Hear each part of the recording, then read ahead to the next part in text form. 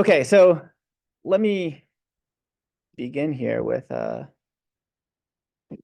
um, this slide. So I gave the same talk in the UCI physics department a couple of weeks ago. Just coincidentally, I was invited to give two talks in January, and in both cases, I was basically assigned a topic, and it was the same topic, which was convenient.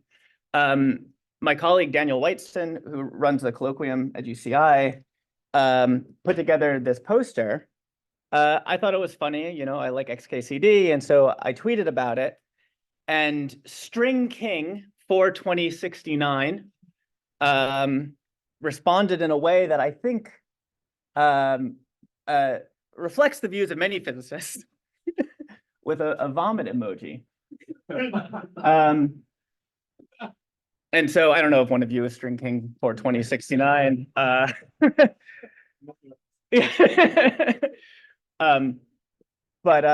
So I'm bear with me, physicists in the room. I think I'm going to, my goal is to make the case that this is the wrong reaction.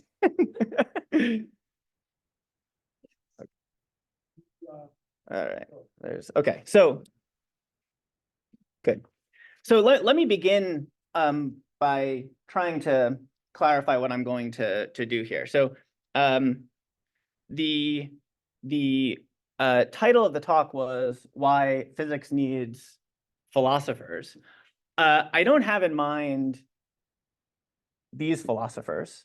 What I don't have in mind is the idea that somehow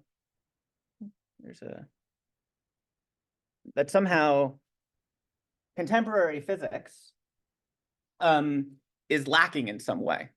In particular, the idea is not that contemporary physicists don't read enough traditional philosophy or don't incorporate philosophical ideas in their work, or that somehow mainstream physics is philosophically deficient in some way. I mean, there are people who argue things like this.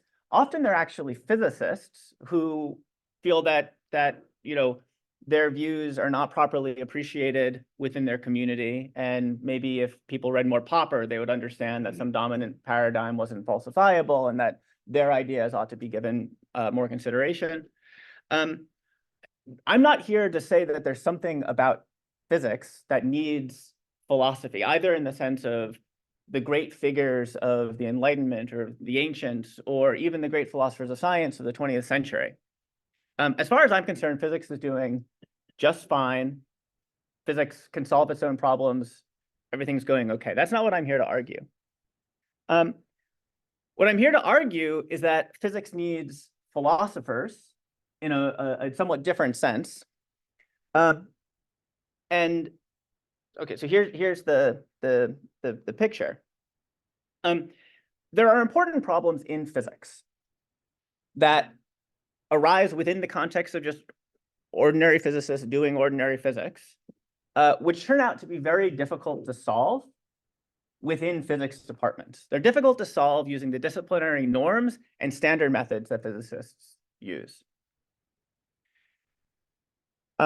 These are problems that tend to have a certain kind of character. They tend to be foundational questions of a conceptual character that are not amenable to piecemeal progress and not directly or immediately applicable to experiment.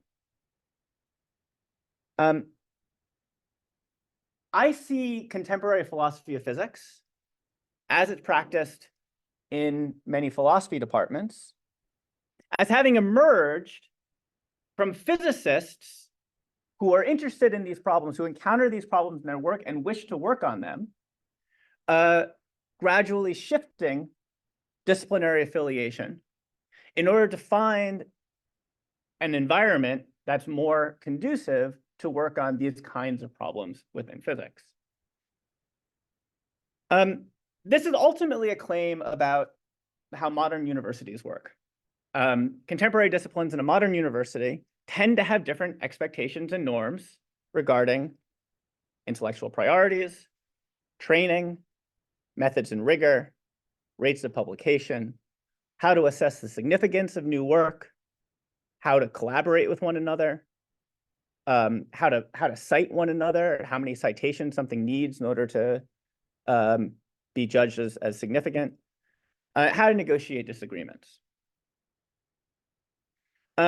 Now, these are the sorts of things that are taken into account when assessing people for tenure and promotion. They're taken into account when assessing people for grants or for hiring. They reflect your standing within a community. Now, different disciplines, I want to argue, come to adopt norms in connection with these things that are tailored to or well suited to, at least in the ideal case, the kinds of problems that they encounter. And this makes sense. I mean, what it takes to do good work in history and what it takes to do good work in physics and what it takes to do good work in medicine are different from one another. You should expect people to work in slightly different ways, often in substantively different ways, across these different disciplines, trying to solve different kinds of problems. So what I want to argue is that physics has adopted norms as a discipline that are well suited to most or almost all of the problems of physics, but not all of them. And that for at least some problems, philosophy is a friendlier environment for making progress. And so why is that? Well, there's sort of broad sociological observations. Generally speaking, philosophy is slower paced, expectations of fewer publications per year, fewer people racing to do the same work, more oriented towards books and long articles. So if there's something that requires really careful attention to conceptual detail of a sort that requires you to lay something out at length, it's difficult to do that in physics. Philosophy is well oriented towards that. I think this is a really important one. Philosophy is much more tolerant of disagreement than physics is. I mean, it's certainly the case that physicists disagree about things all the time. I mean, I presume everyone is metaphysicist. But as a disciplinary norm, there isn't an expectation that you're going to have long, unresolved disagreements in the literature. If that's happening, it looks like something might be going wrong, or one begins to get the worry that that there's a problem with someone's science. Philosophy, meanwhile, this is normal. This is what we expect. We don't expect our disagreements to be resolved just based on induction over the last 2,500 years of the history of philosophy. There's obviously much less focus on applicability. It's more methodologically diverse. And it's organized around different kinds of priorities than physics. So what I wanted to suggest is that these kinds of considerations, these kinds of differences between physics and philosophy, that allows people working in philosophy departments and evaluated against the norms of philosophy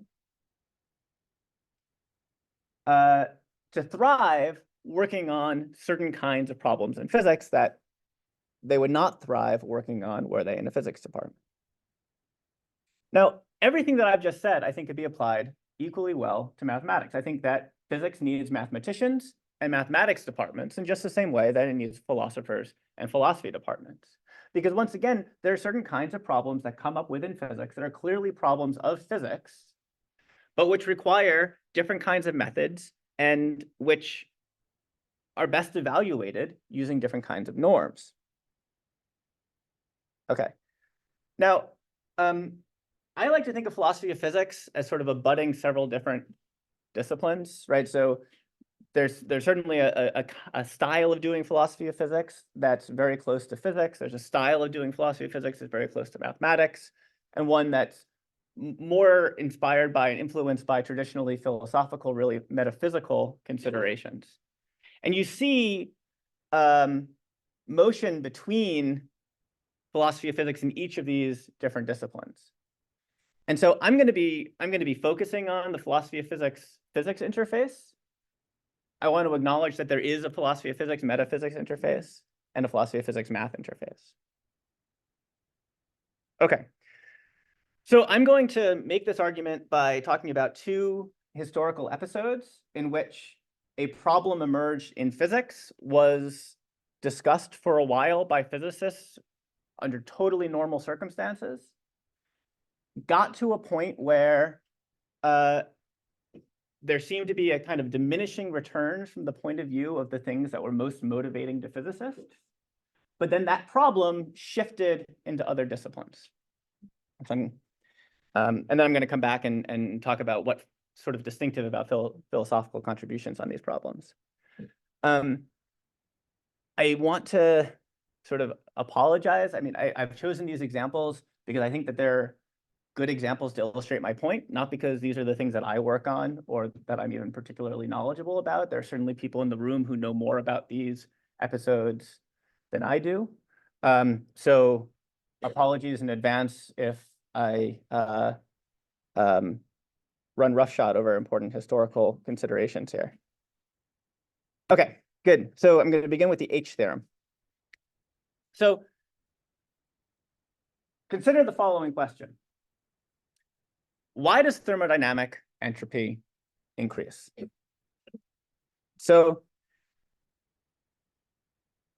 this is a question that Boltzmann, in his work on the kinetic theory of gas, took up in 1872. He was a relatively young physicist working on the on the kinetic theory of gas, on an atomic theory that was supposed to provide sort of a mechanical underpinning to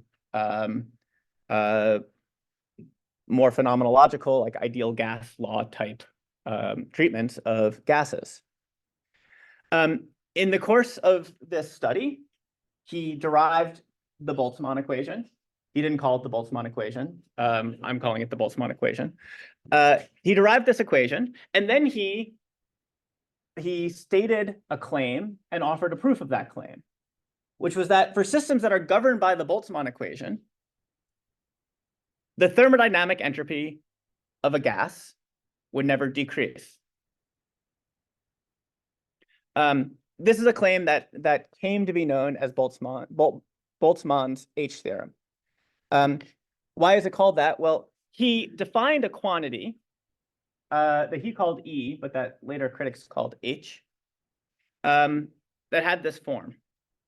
Now, you'll note that this equation bears some vague resemblance to some equations defining entropy. In fact, this is not entropy, and in fact, it doesn't even vary directly with entropy. This will tend to decrease as entropy increases, right? So there's a sign difference, among other issues. But what he argued was that this is going to be associated with entropy.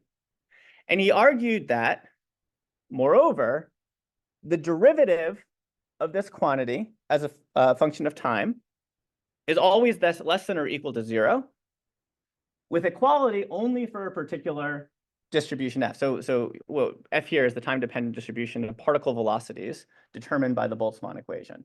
And so the Boltzmann equation tells us how that distribution is supposed to change over time. The idea is that there's a particular distribution for which this is stationary, where the time derivative vanishes. For anything else, the time derivative is less than or equal to 0. That distribution is the Maxwell-Boltzmann distribution, which is the distribution you would expect for a system at equilibrium. And so what he took this to mean was that for systems out of equilibrium, i.e. lower entropy systems, entropy would never decrease. It would tend to increase, achieving a maximum value at equilibrium. Now, he published this result and was almost immediately faced with a number of devastating criticisms. So within just a few years, another physicist, Schmid, presented what's known as the irreversibility objection.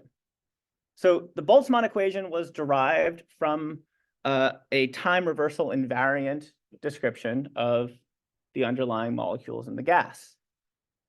What was observed was that if that underlying dynamics is time reversal invariant, then the aggregate system cannot exhibit monotonic irreversible behavior. Because after all, one could just take the state of the system in equilibrium, reverse the velocities of all of the particles and then expect it to evolve back to some earlier state, i.e. some lower entropy state.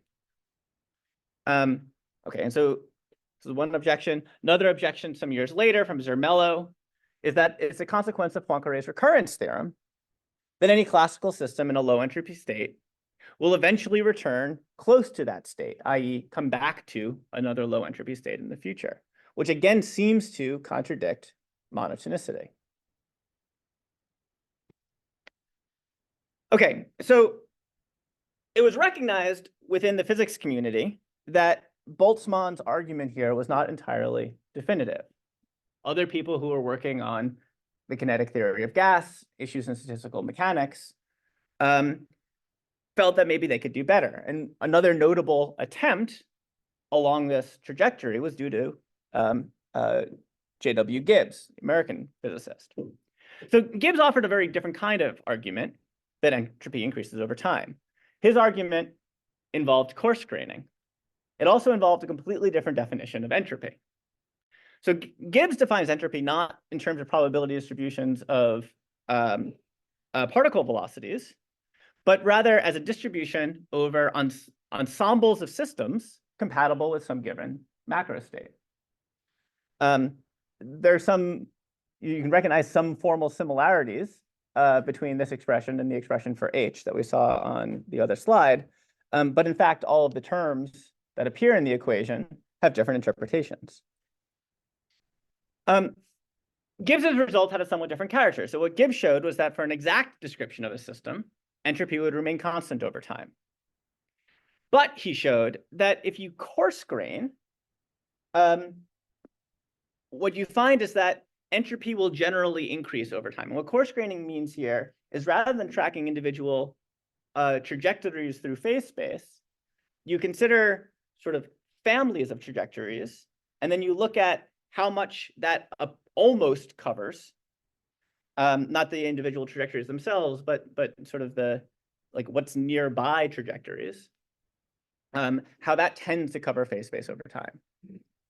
And so what we see here is that you get an increase, but it's not characterized by,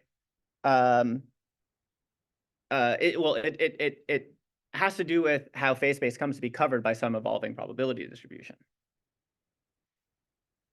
Now, in response to this, there's yet more controversy among physicists. So there's a response in 1912 by the Ehrenfest, Paul and Tatiana Ehrenfest. So Paul Ehrenfest is the Ehrenfest of Ehrenfest theorem. He did lots of work early in his career on statistical physics before doing work in quantum mechanics. Tatiana Ehrenfest is a mathematician, also based in the Netherlands. And in a book that they wrote together, The Foundations of Statistical Physics in 1912, they highlighted several key assumptions that they had isolated that they felt were important to both the Boltzmann and Gibbsian approaches. One of these assumptions was what they called the ergodic hypothesis. And so this is a statement that's sort of a more modern version from what they in particular identified. But the ergodic hypothesis, roughly speaking, is that over long times, time averages coincide with phase averages. And so the idea is that how much time a system is going to spend having certain values for certain observables is going to coincide with the amount of phase space in which states have that value for that observable.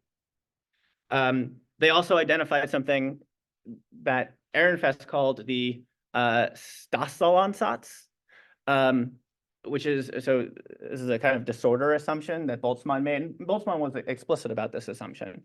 But Ehrenfest emphasized the importance of this assumption, which is that velocities of colliding particles are uncorrelated. In fact, let me see if I say this on the next slide. Identifying the Stassel-Ansatz partially resolves the irreversibility objection, not because it shows how you can get irreversibility from reversible underlying dynamics, but rather because it shows where there's a kind of hidden assumption of irreversibility being smuggled in. And the reason is that if you have two particles whose velocities are uncorrelated, and then they collide with one another, after the collision, you should expect their velocities to now be correlated with one another. And so the issue is that by continually assuming uncorrelated velocities, you're introducing an asymmetry. Okay. The ergodic hypothesis, meanwhile, spawned decades of work in ergodic theory, dynamical systems theory. Most of that work ended up being done by mathematicians rather than by physicists. But the questions with which we started remain, and they aren't resolved by this. And all that happens is that you see that the initial attempts didn't entirely succeed, even though valuable methods, productive methods, fruitful methods have been developed for solving the kinds of problems that Boltzmann and Gibbs and their successors were interested in. And so we still don't have an answer following the Ehrenfests to what is the physical source of the irreversibility that we observe at a macroscopic scale. There are also questions about whether realistic systems should count or do count as ergodic. Do they satisfy the conditions needed in order for the ergodic hypothesis to hold? And does that matter? Is that important to our explanation of the apparent irreversibility of macroscopic physics? Now, what I want to emphasize here is that these questions emerged and were addressed by physicists in the course of developing new theories and strategies for solving problems that were important within the physics community. The criticisms of these methods, the ones that I've been highlighting, are criticisms of the arguments that physicists were giving. Those criticisms emerged from other physicists. This was all within physics still at this point, with the occasional mathematician like Zermelo or Tatiana Ehrenfest contributing. But the criticisms are not ones that undermine the successful application of these methods to the problems that people are interested in. Okay. Certainly we learned things that are now part of any undergraduate statistical mechanics class through this episode. For instance, it seems that Boltzmann did not think that the increase in entropy of the sort that he was establishing with the H theorem would be probabilistic, in the sense that it could have exceptions. He thought he was proving an exceptionless law. We now know that this depends on boundary conditions, that it's a probabilistic phenomenon. There's typically entropy increases, but it need not. The other thing to emphasize is that resolving the remaining problems turns out to be very difficult.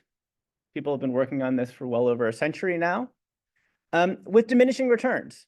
It's not clear that any applications, experiments, or other things that physicists tend to be focused on really depend on having a successful resolution of these problems. But that doesn't mean that they aren't problems of physics. They are problems of physics. They're problems that emerged in physics, whose resolution would be important to our overall understanding of the physical world and the status of our current physical theories. It's just that they don't have the right kind of connections to other things in physics, and they don't lend themselves to the kind of work that physicists seem to most value, which has tended to mean that physicists spend less time working on them. Whereas mathematicians, particularly in ergodic theory, and philosophers of physics, particularly in the last half century, have devoted an enormous amount of time and effort to understanding and trying to make progress on these problems. And so what we see, I want to argue, is that this is a case where a problem of physics produced work that was done by philosophers and mathematicians, a need for work that was done by philosophers and mathematicians. And so the mathematicians are the giants of dynamical systems theory, right? And so part of this history involves over the course of, there was not much progress made on the ergodic hypothesis between the Ehrenfests and 1930, but then in 1931, 1932, proofs of a version of the ergodic hypothesis appeared due to von Neumann and to Birkhoff. And then you start seeing lots of people who are sort of elaborating on that work, proving theorems in dynamical systems theory. And then meanwhile, again, as I say, that roughly the last half century, you start to see a return within philosophy of physics to interest in the conceptual foundations of Boltzmannian and Gibbsian approaches to statistical physics. In what sense one can establish something like the second law, if one can, what the explanatory power of ergodicity is. And you see an enormous amount of work, some of it very technical, mathematical, some of it much more conceptual, largely discursive, but from many significant figures in philosophy of physics. Okay, so my first example. My second example has in some ways a similar character, but in some ways a different character, because this is a case where we had a problem that had that same transition I just described and then came back into physics. This is the problem of hidden parameters. Now it's more common to say hidden variables, but hidden parameters is how people talked about this in the 1920s, which is when our story begins. So I'm sure many of you know,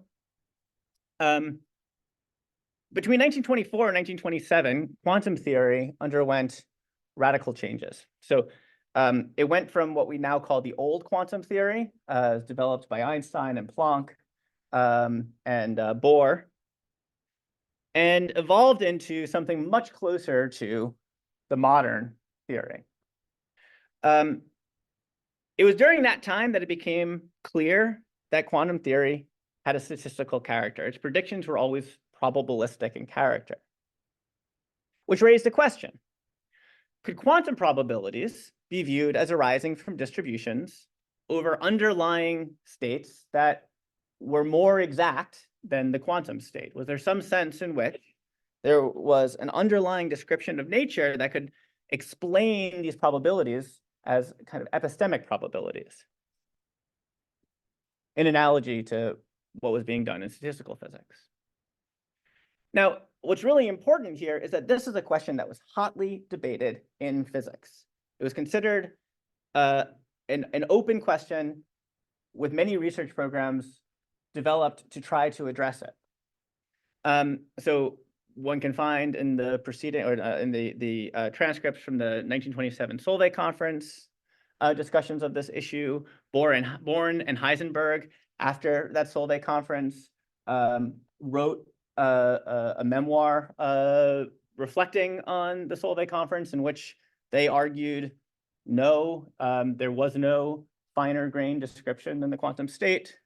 Bohr agreed with that, but others weren't so sure. And in particular, de Broglie, Schrödinger, and then a number of physicists who are not as well known, like Kennard and Madelung, actively worked to pursue proposed refinements of quantum theory, starting with wave mechanics, Schrödinger's wave mechanics, that aimed to fill in some of this additional physical detail. And the idea was that Schrödinger dynamics might be able to be seen as arising from some underlying Newtonian fluid dynamics, that you might be able to give a more exact description of what the fluid state was that would give rise to wave-like behavior. Now, it was in the context of these debates that in 1932, von Neumann proved a theorem that he took to show that there were no definite states for all observables. So you couldn't refine quantum mechanics in the way that was envisaged by Schrödinger and some of these others who were trying to elaborate on wave mechanics. Von Neumann here is wearing a pineapple on his head, if it's not clear. He really liked to throw parties, and his favorite party trick was to wear funny hats. And so there are all of these wonderful pictures of him around wearing different hats, but this one is just the top of a pineapple. So von Neumann interpreted his theorem as ruling out refinements of quantum theory. And what he showed was that any, quote, dispersion-free state would have to, in a certain sense, contradict quantum theory. Now, this was immediately controversial in some corners.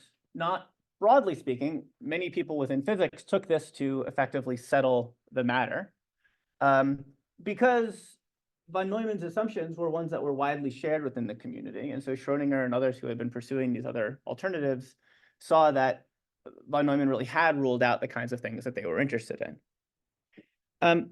But von Neumann's theorem involved some assumptions. And in 1934, a mathematician turned philosopher, Greta Hermann. So Hermann had been a student of Emmy Noether in Göttingen in the late 1920s. She highlighted a key assumption of von Neumann's argument. That assumption was that these dispersion-free states needed to act linearly on all observables.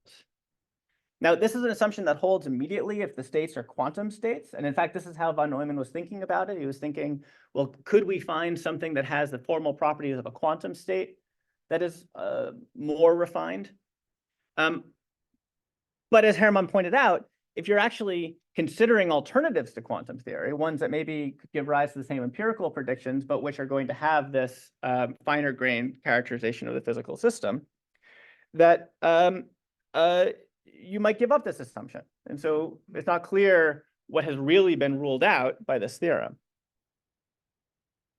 Now, some years later, still within physics, you start seeing people revisiting the significance of von Neumann's theorem. And so in 1952, David Bohm developed a new refinement of quantum mechanics, one in many ways similar to something that de Broglie had done during this period in the 1920s when people were trying to refine quantum mechanics. And then in the early 1960s, John Bell, inspired by Bohm, revisited the constraints on such theories. He rediscovered Hermann's critique and felt that it showed that, in fact, von Neumann's theorem didn't have the significance that had been widely attributed to it. And so Bell wanted to see whether he could do better. And so around the same time, Bell proved what we now call Bell's theorem. Okay, and so this is, of course, the claim that the predictions of a statistical theory of local definite variables must satisfy certain inequalities. Bell's goal was to show that Bohm's theory, which was a kind of hidden variable theory or hidden parameter theory, but one which was non-local, was really the best you could do, that any theory that was going to have definite variables would have to violate locality. Okay. Now, Bell's theorem is a mathematical result. It's very conceptual. It's not amenable to experimental testing. It's not easily amenable to experimental testing. The work to figure out whether, in fact, in nature, the constraints that we associate with Bell's theorem are violated, actually comes out of work by John Clauser, Abner Shimoni, one of Abner Shimoni's graduate students, and another graduate student at Harvard at the time. Clauser was a physicist. Shimoni was a philosopher. So what Clauser, Horn, Shimoni, and Holt did was derive a similar inequality using two photon systems that was much more amenable to experimental tests. You could actually perform tests in principle that would show whether there were violations of Bell's inequalities or Bell-like inequalities in nature. And what I want to emphasize here is that this is a very interesting case where you have a problem in physics, a mathematician steps in and appears to solve it, a philosopher criticizes the mathematician, some physicists get interested in it again, another physicist proves a result that we think of as having very great philosophical significance, and then it's a philosopher with his collaborators who comes in and shows how to experimentally test it. So I think that this is a very rich example of interdisciplinary collaboration. The rest of the story, I think, is pretty well known at this point, which was that it was the Clauser, Horn, Shimoni, Holt inequality that was tested by the aspect experiment in 1982, and it was shown that there were systematic violations of that inequality, showing that, in fact, nature has the there is no definite local theory that can describe all of the correlations that we can observe in the laboratory. And this led to the Nobel Prize for Aspect and Clauser. Okay, so in between 1969 and 1982, there was a lot of work done on the foundations of quantum mechanics and the significance of Bell's theorem and the CH-SH inequality. This work was not done in physics journals. It was not generally done in physics departments. Most of this work was published in an obscure journal, actually just sort of mimeographed pages that were distributed in sort of very small circulation, called Epistemological Letters. If you go back and you look at the volumes of epistemological letters, you see a remarkable collaboration. There are some physicists who are publishing there, people like Bell and Dieter Zeh, Clauser, but also many philosophers like Shimoni. Popper was publishing there. Some mathematicians like Paul Bernays. It was not a recognized subfield of physics. It was perhaps an interdisciplinary journal, perhaps best seen as a philosophy journal that got some interdisciplinary engagement. What I think is important about this is that this ultimately led to an experimental result that is celebrated broadly, resulted in a Nobel Prize. That work has led to a proliferation of both theoretical and experimental, and in some cases, engineering work, trying to exploit Bell-type inequalities or Bell-type features of quantum mechanics. And so it's now the case that it's an active area of research within physics, but one that very likely would not have come to be if not for this community where work could proceed during a period when it wasn't yet ripe for progress in physics. And so what we see here is a problem that partly exited physics and then came back to physics, spending the intermediate period in philosophy, or at least in a kind of interdisciplinary hinterland. Okay, so what do philosophers contribute to all of this? Here's a rough pattern that I think you can see across these two cases, but also across other cases. You have a question that emerges in physics, right? So in the one case, how can statistical mechanics account for equilibrium thermodynamics? In the other one, can quantum phenomena be described with a causal local definite theory? You have some disagreement or critique among the physicists who are interested in this problem, right? So you have the reversibility, the recursion, the ergodicity, observation of the role of the Stotz-Salzans, all of this happening in the thermodynamics case. And then in the case of quantum mechanics, this observation of that the linearity of states on non-commuting operators seems to be a contentious assumption. And then you see the problem shift. You see the problem move into another discipline where the fact that there are these lingering critiques and it's not really clear what progress would look like in light of these critiques, because on the one hand, you have these fruitful methods and no one wants to give up the methods, but on the other hand is recognize that the methods have some conceptual problems. The problems move into philosophy and math. Okay, so what are philosophers doing while the problems are within philosophy? Now, I want to argue that neither the methods nor the problems of philosophy of physics are distinctive in the sense that they happen in philosophy and could not happen in physics or in math. I do want to emphasize is that philosophers often have different priorities and are willing to work on things even though they aren't making the kind of progress that physicists would be most interested in seeing.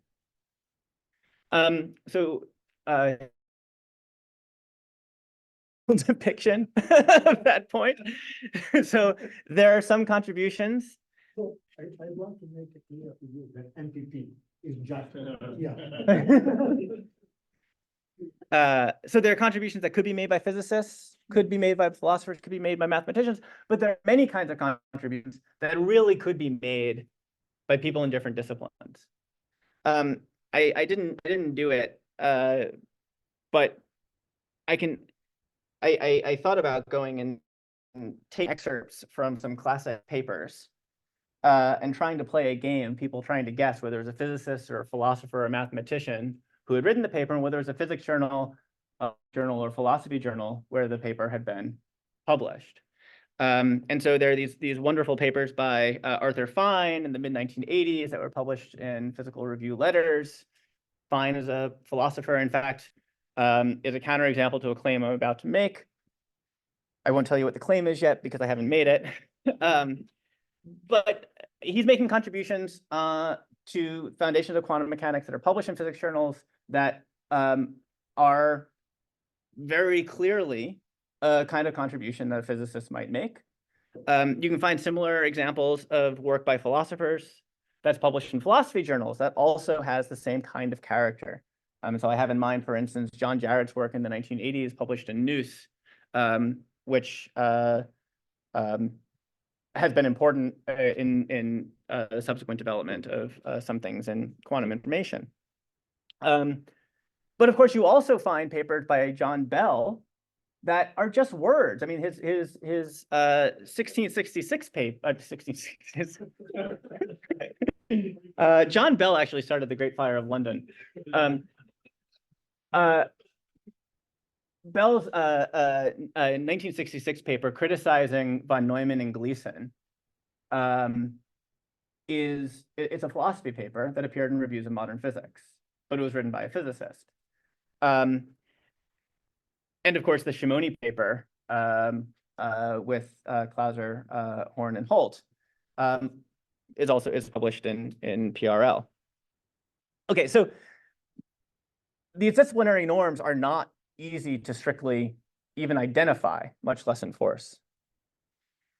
Another observation I want to make is that philosophers of physics often are physicists. And what do I mean by that? This is the claim that Arthur Fine is a counterexample to. Nearly every philosopher of physics has a PhD or equivalent in physics, was trained by someone with a PhD or equivalent in physics, was trained by someone who was trained by someone with a PhD or equivalent in physics, or going back maybe 4 or 5 generations at most. And so Reichenbach, for instance, did a PhD in philosophy, but his habilitation was in physics. And then he was very influential in philosophy, trained multiple students at UCLA, including Hempel, who then, of course, went on to train many people. And so you can see many examples here. I've listed some examples of people who have followed this trajectory. You can see other people who have followed this trajectory. So Emily, for instance, is a person who has followed this trajectory. And this seems to be continually happening, and people continue to work. Actually, I mean, the Bohm, Maharonov, Albert, and Boob trajectory is a similar example of what I have in mind. I know that somewhere in there is a local hero. Okay, good. So what are the philosophical contributions here? Well, I just want to return to this point that I made beginning, which is that philosophers and mathematicians tend to prioritize conceptual clarity, mathematical rigor, precise identification of assumptions, things that are often distractions from the point of view of solving immediate problems in physics, but can matter for some of the foundational debates that nonetheless arise within physics. Philosophers also thrive on controversy and disagreement. There's no sense in which philosophers are penalized by the community for holding a view that everyone thinks is crazy. I mean, if they can't defend it, sure, but that it is criticized by everyone is often a sign of its importance and value to the community, and not a sign of incompetence. They're professionally rewarded for participating in disagreements and in controversies, even if that might otherwise be seen to slow research, produce delays, or leave things unresolved. I think there are good reasons why these sorts of priorities could seem tedious and irrelevant to people who are primarily motivated by the kinds of questions that physicists usually work on, for most questions in physics. But that doesn't mean that they aren't the right priorities to have for some kinds of problems. And sometimes I want to argue that's just what physics needs. Okay, thanks.